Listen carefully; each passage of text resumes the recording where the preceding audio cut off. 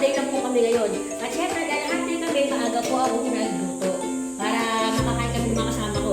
Ayan po, yung ulam namin ngayon ay talong, tapos talbos, itong itlog, tapos tuyo na ko. Napakasarap naman kaya. Tapos gumawa ko ng kasama namin ng bagang isda na may kalbasi. Kaya tara, hatid natin dun sa mga kasama kong mga impacta. Impacta na sa porta kami. Tignan natin kung magtutuwa sila doon sa ginawa ko. Ako, ang init. Pero to, pili na kayo. Itlog. Hello!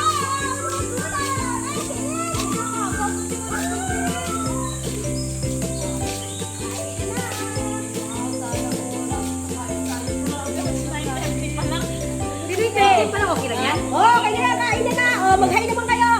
Hello! Hi! Happy Mother's Day nga po pala sa inyong lahat. Sa lahat ng nanay, sa lahat sa ano pa sa linggo. Sa lahat ng nanay, sa lahat ng auntie, ate, at sa mga kasama ko.